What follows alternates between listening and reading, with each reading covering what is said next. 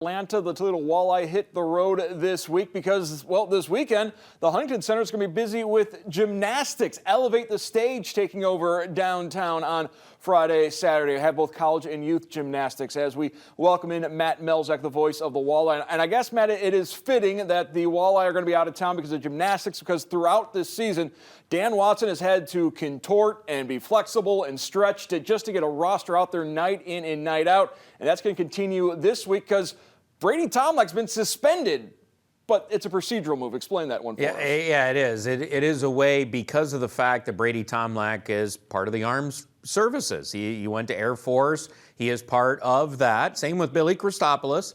But Brady Tomlak been recalled, and he's going to do some flying here and be working on that over the next couple of weeks. But they come calling, he goes. That's how that works. But to keep his rights, he gets suspended. He gets the procedural move, as you talked about it. He gets suspended, which means then Toledo can carry their rights. If you think back to when Steve Oleksy left the team, he had the same thing happen. He was suspended.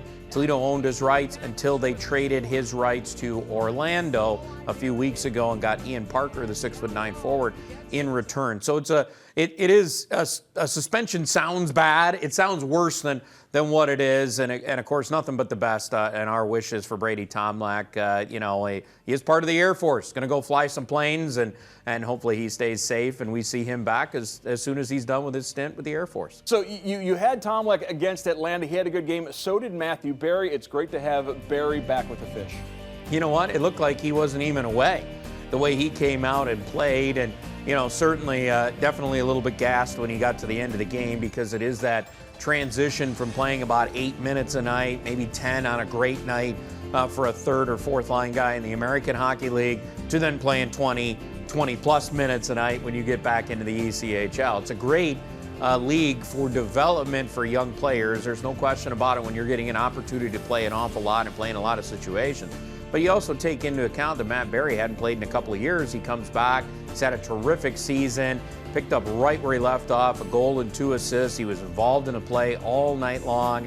Having him back, and then the way Dan Watson worked it too, with putting TJ Hensick and Brandon Hawkins with him, has really that was a dynamic line all night long. Every time they came out of the ice, they could have had a goal. I mean, that's how good they were. That's a line we're going to keep an eye on here going forward.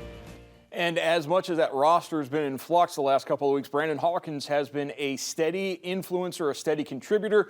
His numbers since January 22 have been just phenomenal for the Walleye. Yeah, as soon as we flip the calendar, he has been phenomenal. You're right. 25 points in 17 games. Only 2 players have more in the entire league in that same span. Chad Costello of Allen, who just won the Player of the Month for January.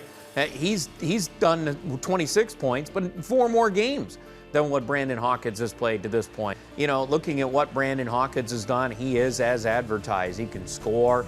He makes great passes like he did on Saturday night to find Matt Berry at the side of the net. It was terrific. And you factor in the fact that right now, in that same span, Mark, it's a plus 13.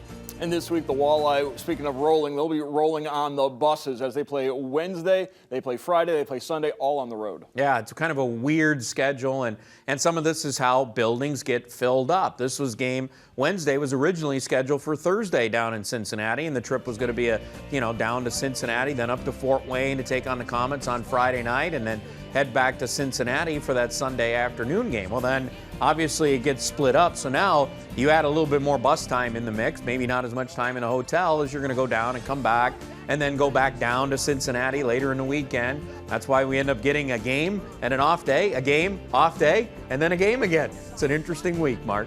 Right now, Toledo looking very good in the division, looking very good in the conference, and they've got games in hand, so they can actually even make up further ground and get even bigger leads. Yeah, they certainly can, and the biggest thing is getting that division out of the way, because your first 2 rounds of the playoffs are in the division, and that's where you're going to need it most. Once you get to the 3rd round, 4th round, as we've seen before, yes, it's nice to have home ice, but is it 100% necessary at that point? You're already playing great teams. It doesn't matter where you're at or where you're starting. You just like to have the extra game because of the way the Huntington Center is.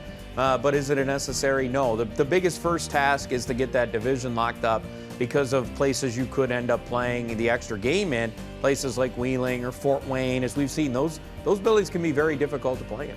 Absolutely. Thank you very much, Matt Melzak. Of course, you can join Matt along with Matt Crandall and Joel Sebastianelli every Tuesday night, 10 o'clock for Ice Check for a full half hour on the Walleye, on high school hockey, on Bowling Green State University hockey as well. Matt.